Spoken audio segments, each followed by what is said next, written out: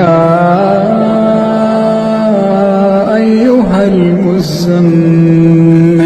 قم الليل إلا قليلا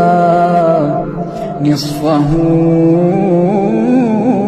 وانقص منه قليلا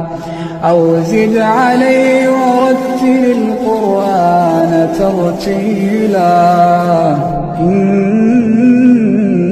سنلقي عليك قولا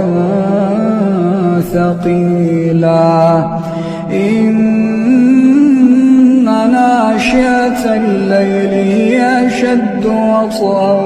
وأقوم قيلا إن لك في النهار سبحا طويلا واذكر اسم ربك وتبتل إليه